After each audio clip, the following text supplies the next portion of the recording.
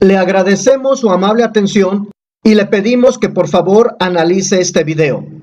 Bienvenidos a ¿Qué dice la Biblia? Nuestro tema es ¿son bíblicas las coberturas espirituales?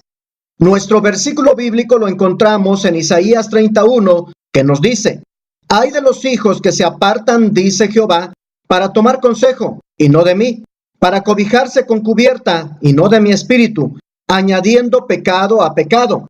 Probablemente usted se ha hecho las siguientes preguntas. Cuando un cristiano se sale por ignorancia o por voluntad propia de la cobertura de su iglesia o de su pastor, ¿puede esto considerarse como el derecho legal de Satanás para atacar a un cristiano? ¿O el salirse de la cobertura es un acto de rebeldía? La moderna y falsa doctrina conocida como cobertura ha generado muchísima confusión y una conducta cristiana extraña y apática a la realidad bíblica.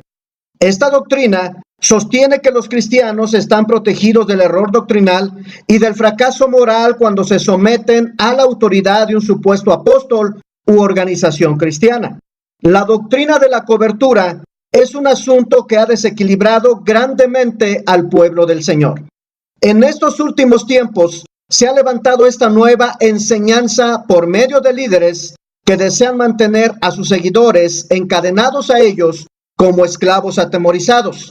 Estos predicadores ostentan de gran gloria y conocimiento, pero con profecías malintencionadas y pasajes bíblicos torcidos a su conveniencia, obligan y atemorizan a los miembros de sus congregaciones a mantenerse sujetos a ellos, como si ellos fueran la fuente de toda bendición. Entonces, ¿es bíblica la cobertura espiritual? Antes de exponer la popular enseñanza de la cobertura, exploremos primero el término mismo, cobertura. La palabra aparece solamente una vez en todo el Nuevo Testamento y es en relación con la cabeza cubierta de la mujer. 1 Corintios 11:15. Mientras que el Antiguo Testamento lo emplea para referirse a las ropas de vestir o algún tipo de cubierta. Nunca la Biblia habla de cobertura en el sentido en que estos falsos maestros lo enseñan. Más bien, utilizan esta falsa enseñanza para referirse a la autoridad o la sumisión obligada y forzosa. Los falsos apóstoles y profetas de hoy en día pretenden tener autoridad sobre la iglesia de Cristo y sobre los pastores. Una autoridad que la palabra de Dios no les otorga, porque no son verdaderos apóstoles de Cristo. Por lo tanto, lo primero que tenemos que decir acerca de la cobertura es que hay escasa y nula evidencia bíblica con la que pueda construirse esta falsa doctrina. Es decir, que la palabra de nuestro Dios no apoya esta falsa doctrina. Innumerables cristianos repiten la pregunta, ¿quién es tu cobertura?, e insisten en ella como si fuera la prueba de que la cobertura mide la autenticidad de una iglesia o de un ministerio. La mala enseñanza común acerca de la cobertura realmente se reduce a cuestiones acerca de quién controla a quién. La iglesia institucional moderna está fundada sobre la idea del control. Por supuesto, la gente raras veces reconoce que esto es lo que está en el fondo del asunto, porque están aparentemente bien cubiertos con vestiduras espirituales y sin conocimiento de la verdad, por no escudriñar las escrituras. Son muchos los cristianos que creen en la cobertura, como si fuera un mecanismo protector.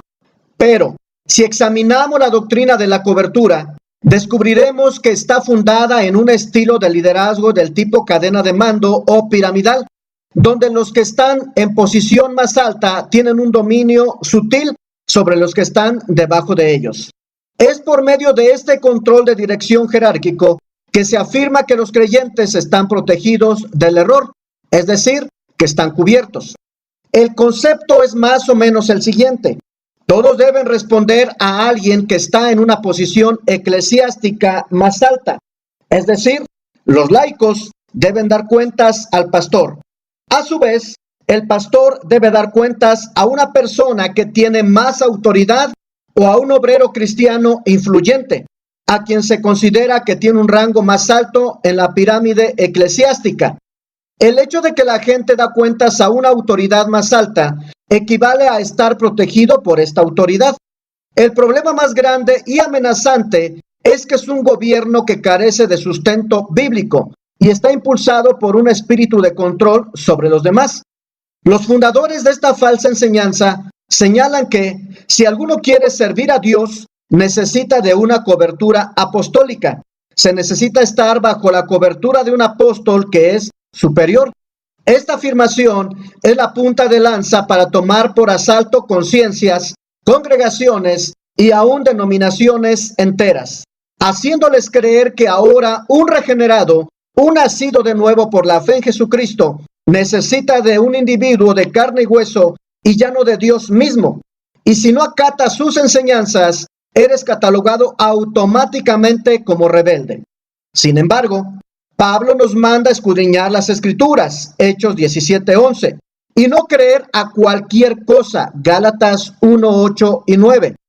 A continuación, citaré algunas frases prepotentes, arrogantes, blasfemas y orgullosas de los predicadores de esta falsa doctrina. Ellos dicen: un error que se ve muy a menudo es el error de ir a una batalla, de ir a un emprendimiento, de ir a una conquista sin ninguna cobertura espiritual, sin la paternidad correcta, sin la cobertura correcta. Entonces, la ecuación es simple. Ir a una batalla sin la cobertura correcta es derrota segura. Otro de esta misma línea de blasfemos irreverentes a Dios dice: las ovejas solitarias son presas fáciles para los lobos. Deje su orgullo de lado y reconozca la necesidad de estar cubierto por alguien de mayor rango espiritual.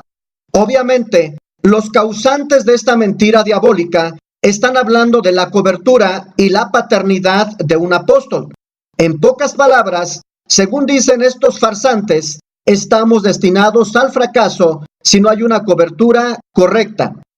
Las Escrituras enseñan que un creyente verdadero no puede ser presa de lobos ni de vivir en derrota, porque nuestro Señor así lo dice: mis ovejas oyen mi voz, y yo las conozco y me siguen, y yo les doy vida eterna, y no perecerán jamás, ni nadie las arrebatará de mi mano. Juan 10, 27 y 28.